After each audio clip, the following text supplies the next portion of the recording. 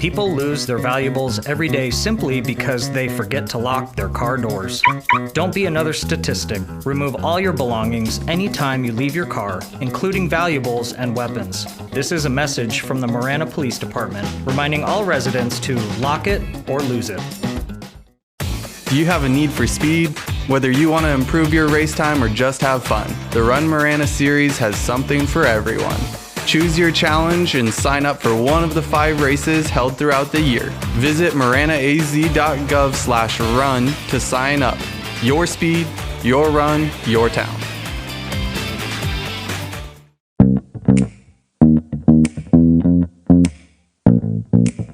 Welcome to Real Talk with the Town, where I sit down with the Marana staff to answer your burning questions about our beautiful community. My name is Terry Rozema, and I'm the town manager for the town, so let's get started.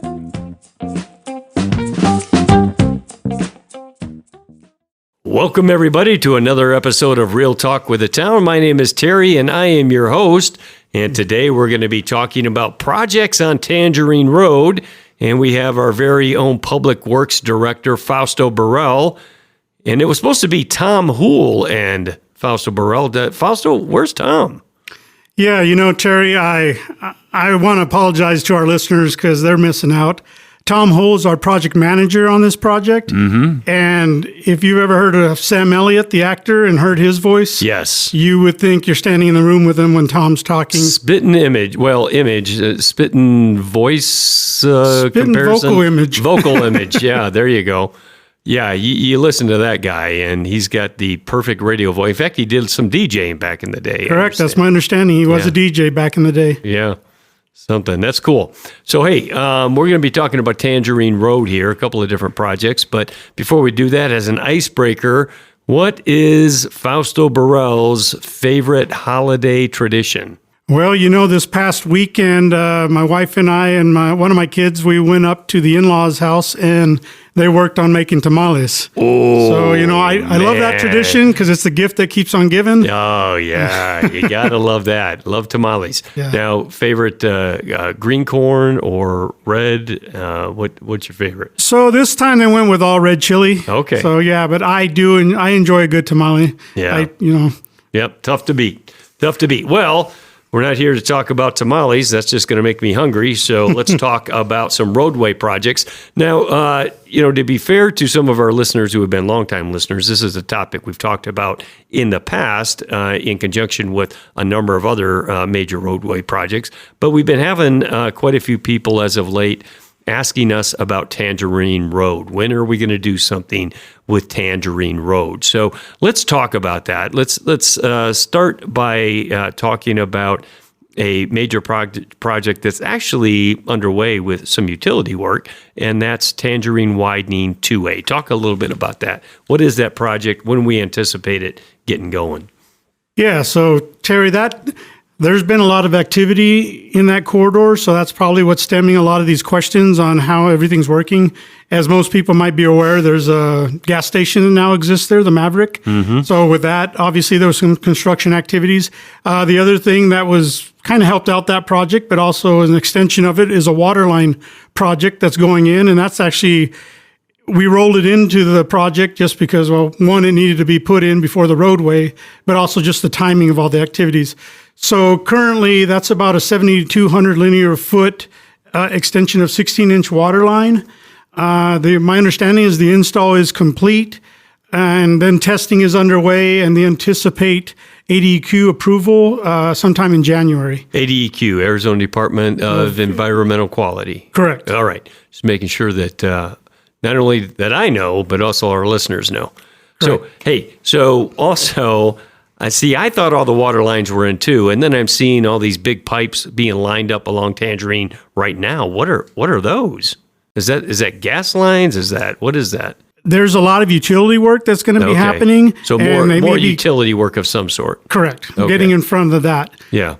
So in regards to the project itself, the Tangerine 2A, what we're currently sitting at is we expect 100% final plans in any day now. They may come in this week or early in the... They're supposed to be in this week or next week, honestly. So tell our listeners, what does that mean when we get 100% plans? in the process, it's an iterative process. So you begin, they'd start the design. Usually you hit about a 30%. They submit, and that's still very preliminary design, if you will. A lot of comments, a lot of things being figured out. Utility, how some of the engineering is going to work in regards to the roadway. In this case, there's a lot of drainage. So all of those things are being factored in. And at that case, you're just getting something out there so that everybody's on board can see what the preliminary design of this is going to be. And then you move into what's called a 60%, and then it goes 60, 90, and then to 100. So by the time, what it means is we're going to have 100% plans that are bid ready. So those are the plans that we would. But in this case, we're not doing a bid. This is a construction management at risk project. So what it is we're going to have 100% plans that the contractor that we have on board will be able to look at and give us a guaranteed maximum price of what the project's going to cost from that point. Okay, so we have a contractor on board already for this then. Correct. And we went out to bid for that CMAR, that construction manager at risk. Correct. We did the process to procure that portion of it, yes. Okay. We have a contractor on board. They're going to look at the 100% plans. Then they're going to provide the town with a guaranteed maximum price. And then what happens after that? So they supply that, and the town can look at it, and if it's within reasonable, we find it acceptable, then we can move forward into entering a contract with them for the construction activities. Okay. So we would anticipate construction. I mean, this process takes a little bit of time. The going back and forth with, hey, here's our guaranteed maximum price. Okay, well, we see some issues here or there. You go back and forth until you finally come to an agreement. So that process takes a little bit of time. So with that factored in, when would you anticipate that actual construction might begin on the two-way widening? There will be some activities out there that the traveling public will see. So right now we're working on what's called a JUT. I think you remember hearing that. That's yes, joint utility trench. Yes. Correct. Man, I'm learning stuff all the time. I love it. That's where we're trying to consolidate, and we can allow utilities to enter into that. So that's where you do one trench, you place your utilities in there. It's economies of scale, maximizes efficiency, and it's a lesser cost for everybody involved. So right now we're working on that agreement. We're looking at getting, as part of the JUT, we're going to have Trico, Town of Marana, ourselves. We have some ITS, some infrastructure that we need, which is like communications, fiber, those types. Sure. First Digital, Comcast, and Lumen. So we're entering into that agreement, and then we're going to start some of those activities once the agreement's in place, probably about mid-January, and then that project should start around early spring, and we're looking at about 5 to 6 months for those activities. So this is, again, getting some of your utility work that's typically done in advance of the construction projects. The other thing we're looking at is we found that there are environmental elements out there that need to be reviewed as part of this project. So when you say environmental, you're talking about... In this case, it's cultural resources, and we're looking at data recovery, which is something we did anticipate, and we did have a portion of funds identified for that, and they did actually find some cultural aspects. I believe they found some... there's just the existence of some that triggered the need pottery or something in the ground that triggered them to do correct pottery or even some skeletal remains, I believe, that triggered the need to have further evaluation. Okay, and that is also going to be done concurrently. That's about a 6 to 8 month process that needs to be done, but that can be done concurrently with the JUT. With the JUT, okay. So those two are overlap. All right. So when will people, do you think, I mean, you give your best estimate, and at least things can change because environmentals can take longer than you anticipate, so on and so forth. But what's our best estimate when people will start to see actual work being done to widen the road? I have to give you one of those it depends, but I love those. So currently, one of the main things that needs to occur is there's TEP lines there along that corridor for the eastbound or on the southern side, if you will. Those need to move. They need to be shifted over. TEP has a window of time that they don't want to do any of those type of activities. They don't want to, when there's burden on their grid, if you will. And that is the summertime, and it usually goes through the monsoon because obviously during those times, excessive load because of the heat, obviously, and then also the impacts that monsoons can create. So they don't like to do those activities during that time. So they wouldn't actively move their poles until October of next year is what Okay. we're looking at. That needs to occur first, and once the poles are moved, then we can start paving, and our plans are to put the eastbound lanes in first. It won't impact the traveling public because they're going to be built further south. And then once we get to a point where that occurs, then traffic can be shifted, and then the westbound lanes can be placed. Okay. So you're essentially going to keep an eastbound lane and a westbound lane open the entire time. Correct. Okay. Now, I can see somebody who's listening to this saying, okay, if it's going to take TEP that long to do it, and they don't want to do it in the summer, and they don't want to do it during the monsoons, why aren't they doing it right now? That is an excellent question, and Thank you. I just thought of it as we were talking. that is actually something that we're going to entertain to them and talk to them about if there's some activities they can do before that hiatus that we need to take that allows them to be forward or a little bit further in the process once they start those activities again in October. But again, we're dealing with another entity, and while it would be ideal if we could do that, I don't know if it's going to work on their time frame. Yeah. Yeah, and that's one of the things that I think a lot of people don't realize, don't understand when these projects are undertaken. There's other people that are affected, other entities, and sometimes you're at the mercy of when they want to do it or when they can do it.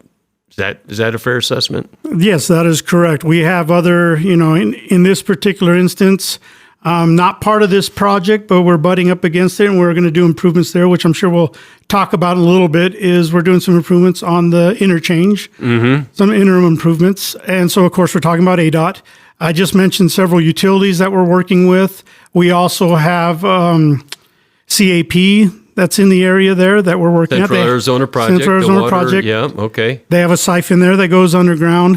And then we have Union Pacific Railroad, UPRR, that is the terminus or the beginning point of our project, if you will. And that's a completely other agency that we're pretty much working with them, but on their timeline. Yeah, we're going to talk about that here in just a second. But I want to finish up this whole portion of widening. Now, so tell me how the widening of Tangerine Road, it goes from where to where? So the widening of Tangerine Road goes from I-10 east to just a little past what used to be called Breakers Road. It's Marana Tech Drive now. Right. So we're basically just about a half mile east of that, the water tank that The water exists tank there. is about where we're going to end up. That's where the taper is going to come in. And it's going to transition back into a 2-lane roadway. So why not do the whole road? Why have it 4 lanes, taper down to 2, then go back out to 4? To be honest, funding plays a big role in that. That extra stretch, or that second stretch, if you will, between the interstate and Dove Mountain has quite extensive drainage to contend with, which means we're talking about big box structures, things like that, to contend with the drainage. Some wildlife crossing areas we need to work with as well. And just going through some state land areas, which we're actively working on that, looking at it. What we are doing is we're doing the ultimate design from I-10 all the way to Dove Mountain. But that second stretch has quite a bit of costs associated with it. The other thing to keep in mind is from Marana Tech Drive West is basically where all of our development currently is, where we have connections to it. The other stretch is right now vacant land and will be for the foreseeable future, which won't increase the impacts as far as traffic, those type of things. It will be a 2-lane roadway from that in that area between the water tank and going to Dove Mountain. However, again, I think for traffic, the impact won't be as great as far as when you go to the west, as you get closer to the interstate, we're going to pick up more traffic, especially with the development we have planned on the books. Okay, that makes a lot of sense to me. And this is a project that is funded not through Town of Marana monies specifically or solely, but primarily the primary funding source for this is what? The Regional Transportation Authority, the RTA. Yeah. So, and essentially the RTA didn't have enough money to complete the entire project, and that's why we're doing it in 3 phases. We already did phase 1.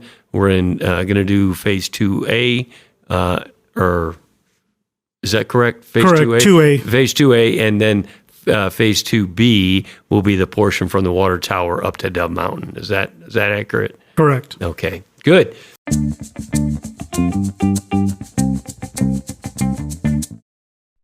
There's an easier way to get your rec on in Marana. Download the Marana Parks and Recreation app today to learn about parks and trails, request reservations, and register for programs. Don't miss out on a fun time. Available in the App Store for Apple and Android phones.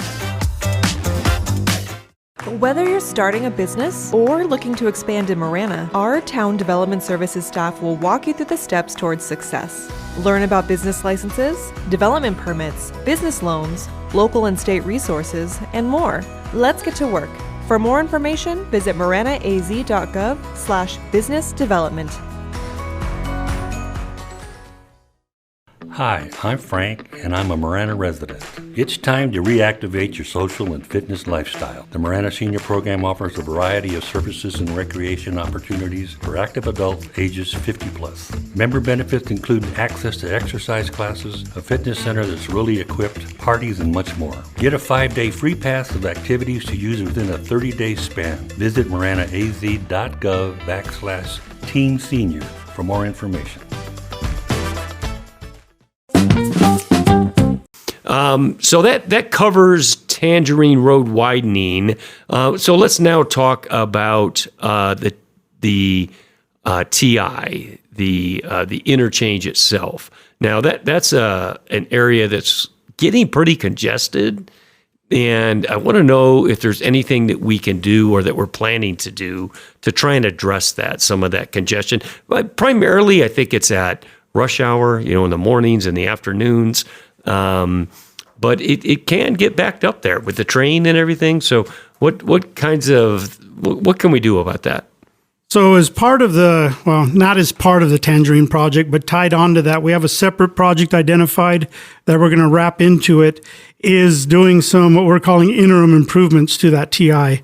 We're going to add additional lanes by doing the treatment that we've called the Cortero treatment. I think you've heard us say that before. Right. That's where we add lanes on the outside of the abutments. We're also going to do improvements for the off-ramp, so the westbound is going to get more storage. We're going to accommodate 2 left turn lanes. Well, the center lane will be a left through and right and left through lane, and then a dedicated right turn lane. So that's as you're getting off going westbound. For Tangerine approaching, That's going to help a lot. Correct. I mean, that's going to help a lot when people have 2 lanes turning off of I-10 going on to what would be westbound Tangerine, right? Correct. And then having a dedicated right turn lane being able to get onto eastbound Tangerine. Correct. Yeah, going towards Dove Mountain. Yeah. On the west side of that intersection, we are going to have dual rights. So in the morning when people are headed towards the east on I-10, we'll be able to accommodate dual rights. The other thing we're doing is we're going to pull that intersection back to the, I guess if you will, the old intersection of the frontage road. So we're going to do that to provide more storage and more queuing opportunity. The other thing we are going to do is we're going to have, once all this improvements are in place, we're going to have 2 lanes going eastbound, 1 left turn lane to allow you to go west onto I-10. In the opposite direction, we'll be able to accommodate dual left turn lanes going eastbound. So in the morning, So people going to Tucson, you'll have 2 lanes turning on to the on-ramp going to Tucson then. correct. Nice. And then 2 through lanes coming westbound as well at that Right. intersection. Yeah, that's a big deal. So that's going to push a lot more traffic through that intersection. I can see that making a huge difference. Now, you said you're wrapping this in, so you're doing this in conjunction with the Tangerine Road Widening? We're looking at doing this activity with that, but just keep in mind it is a completely separate project per se, because Funding source funding is source complete. and all of that, because Okay. the RTA is covering the Tangerine Phase 2A project, but this is one that we're doing alongside it, so adjacent to it. Okay. Now, same contractor doing the work on this, or that hasn't been decided yet? We are looking at having the same contractor on board Okay. for this project. Yes. All right, very good. So now there is a pinch point, and I think we need to talk about this because I can see that when this project gets going and is on the verge of completion, people are going to be scratching their heads because there's going to be a pinch point in this. Can you talk to us a little bit about that and why that is? So yeah, unfortunately, we are designing knowing that the abutment lanes, the 2 lanes that I mentioned, will not be usable for a time frame. And that pinch point is the Union Pacific Railroad. When you work with the railroads, they have certain asks, but they also have certain time frames. And we've done our best to accommodate those asks and to have conversations with them. But unfortunately, we don't control their timing. This project kicked off early in 22. I believe our consultant was on board in around March timeframe. Soon after, they started making contact with all the stakeholders. So probably around April timeframe is when we opened conversations with UPRR. I do know I believe it was October of 22, we did have a diagnostic meeting, well attended. They had representatives from UPRR along with consultants they utilize to go out in the field and discuss some of what we planned on doing and some of the items that of concern. So we knew those going into it and how to try to overcome those. Unfortunately, after that point, discussions have really slowed down, and trying to get past some of their requirements and their initial asks, if you will, has taken time. We are now at a place where we're having better communications again. Things are moving, but unfortunately, we still have quite a bit of engineering to do specifically for the railroad portion of this project that we know there's going to be a long time frame tied to that.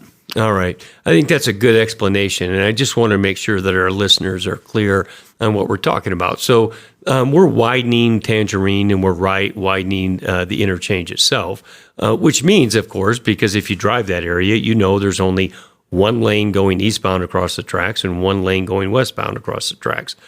So the whole issue really stems from, and you correct me if I get any of this wrong, Fausto, but the whole issue is UPPR does not want additional lanes, because additional lanes crossing their tracks means more potential for train vehicle collisions. Is that kind of what the main issue is? Safety? It is all geared towards safety, yes, and conflict points, as you mentioned, with the railroad. They see our widening as adding a new at-grade crossing, if you will. So they consider an at-grade crossing, again, a roadway that crosses their railroad at grade at that level. So our ask is to widen the road. They say, hey, we consider that a new crossing. So one of their initial asks right out the gate is, okay, well, we'll allow this, but you have to close 3 other crossings. And we don't have 3 other crossings to close. We don't have 3 other crossings. We have 1 that we can close, and we've come up with some other discussion topics with them, some other improvements that we plan on making. However, that is their first ask, and until you get past that discussion topic, they usually won't get into the other higher order questions we have, the design, the other questions. So It took us till fairly recently to get past that first step. Yeah. So this wasn't something that just dawned on you recently. I mean, I think I heard you say you started these discussions in March of 22. So we're coming up on 2 years now of trying to work through this. And this is, one of the things that's always kind of frustrated me personally about government, even though I've been in government now for 38 years, is the wheels turn slowly sometimes, don't they? Sometimes they do, and I just want everybody to be aware that the town has worked with the railroad. We've had other projects, and we knew coming in, it used to be a 1-for-1 ask. It became a 2-for-1. Now we're at a 3-for-1. But we did know this, and this is something that we were aware of coming into it. It was one of the very early onset questions, outreach to stakeholders that, hey, we have this. What can we do to keep the project moving?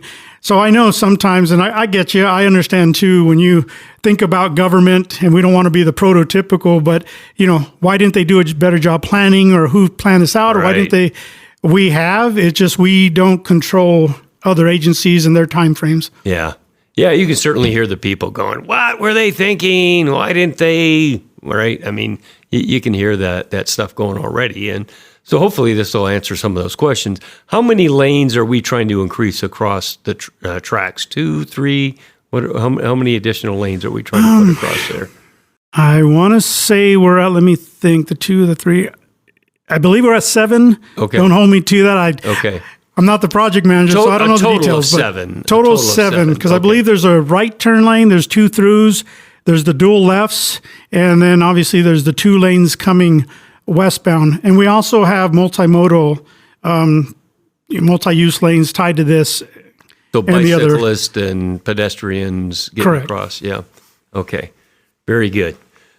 All right. So that, man, I got to tell you, that's a heavy lift. I know that you and your team have been working on this for a long time, and I have sensed the frustration from time to time, but certainly appreciate you and your team remaining diligent on this project, not just the interchange, not just a widening of Tangerine, but getting the additional lanes across the railroad tracks. It's a big deal for our community. It's going to help tremendously when it's complete, and we'll continue to keep our eyes on that and keep our listeners clued in to that project. But anything you want to add on any of those aspects of Tangerine? As part of the CMAR project, it does allow you to work on multiple facets at a given time. So some of the activities they may see as well is when the paving activities are going to begin, there's also a drainage channel that will be on the north side of this roadway, and it's going to tie into the drainage channels that have been built with Mandarina.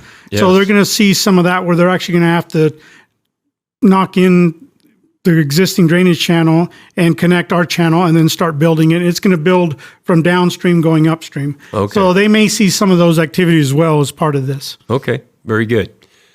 Now, the last thing I want to cover, because I think this is, in terms of long-term planning for transportation, is the extension of Tangerine Farms Road. Now, right now, it dead ends essentially, it dead ends now into Barnett. Used to dead end essentially at Moore, and now it's been punched through, and it's, I don't think it's open yet, but all It's the way not to open, Barnett. but it's close. Yeah. It's close. Yeah. Yeah. So, and I can see where people living up in that area, Moore and Tangerine Farms in that area, it would be quicker for them if they could jump on Tangerine Farms Road and continue all the way to Marana exit. What's the plan on that? I mean, I know that's been on the books for a while to extend that all the way so it's one big loop that goes from Tangerine and I-10 all the way up to Marana and I-10. What's the plan on that? Yeah, so that is the plan, to continue that loop. And we are currently doing or performing what's called a DCR, Design Concept Report, and that is underway as we speak. So we have a consultant identified for that. They are working with that with one of our project managers. What that does is that highlights all of the challenges for the project.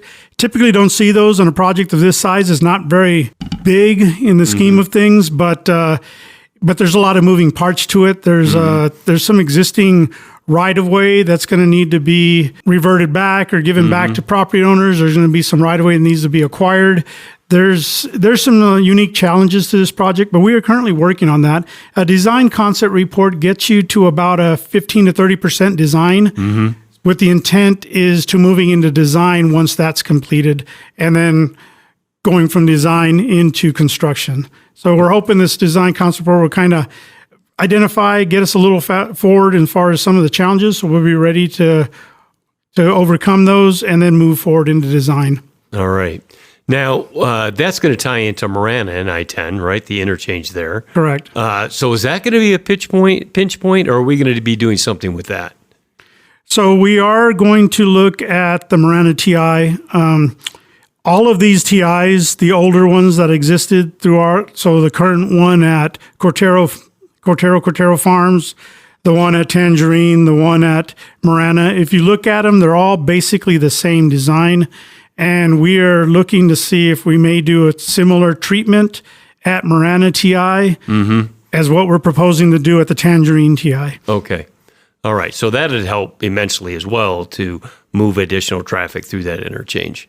It will. The other thing is when we do perform this project and when we extend Tangerine Farms, it will loop around and it will become the main connection point to the traffic interchange. So Sandario, as it currently connects, no longer will. Okay. What that does is there's going to be a lot of circulation changes that occur in North Marana and around the older downtown area. This is going to improve the circulation because it's going to remove a lot of those conflict points that currently exist. Yeah. As you know, It's kind of a mess there. Correct. It's Yeah. kind of a mess there. I mean, that's a technical term, right? Yes. Yeah. Yeah, I mean, that's a technical term, but it is kind It's of a mess. challenging location. A challenging location. Much better stated.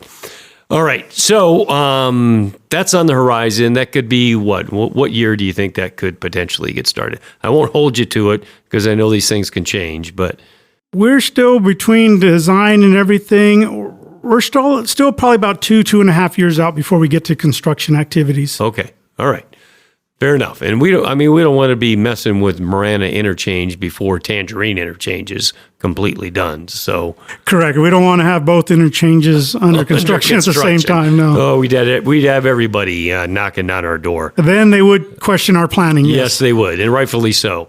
You'd have to give them that one. So one more question that I thought of as we were talking here, and some people have asked me this, why are we doing a Cortero treatment to Tangerine, and Marana for that matter? Why don't we just build a grade-separated interchange like what we have at Ina Road? If funding weren't an issue, we would definitely go forward with, removing all of our at-grade crossings at the railroad and go with a fully constructed traffic interchange, an overpass. But What's that's the main difference issue. in funding? So funding, I mean, it does. It comes down to dollars and cents. So what's the funding difference between a grade-separated interchange at Tangerine and just doing our interim improvements for now? So, we always round up, but it's about 7.5 to 10 million, we'll call it, to do these interim improvements at the Tangerine TI.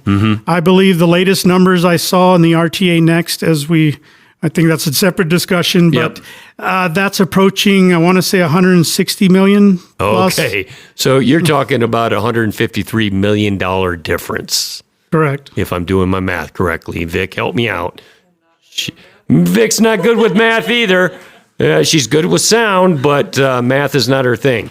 We're looking at a substantial amount. Substantial amount. That's a big dollar amount. But that being said, because you mentioned the RTA, the Tangerine Road interchange for a grade separated interchange is one of the projects in the RTA Next if it gets passed by the voters. Correct. So that could mean a grade separated interchange at Tangerine in the future. Could be 5 years, 10 years down the line. But the interim improvements will get us what we need until that can be built. Is that a fair assessment? Interim improvements will remove some of the pain for a good while. Unfortunately, you still have the at-grade crossing. So when a train comes through, obviously there's going to be that challenge, but it will accommodate quite a bit more throughput. And again, we're putting in some improvements that will help all users. It's not the ideal solution. When we get to that point, we would definitely want to go forward with the traffic interchange, the overpass, all of that, but it will definitely improve the situation for the near future. Very good. All right. Well, we have covered Tangerine Road for our listeners, and I hope that everybody is satisfied and I hope you all have the information you need. And if there's something we missed, don't hesitate to let us know. But is there anything, Fausto, that you think I missed and asking you questions about these Tangerine Road projects? No, Terry, I think you've done a pretty good job of covering it. As most people know, we have quite a bit of development occurring on both sides of I-10 in that location, and we're doing our best to be ready for it. Very good. All right. Well, thank you for joining us, listeners. We appreciate it. Please make sure that if you have questions, you send them in to us. We always appreciate hearing from you so that we can address the things that are on your mind. And that concludes today's episode. Until next time.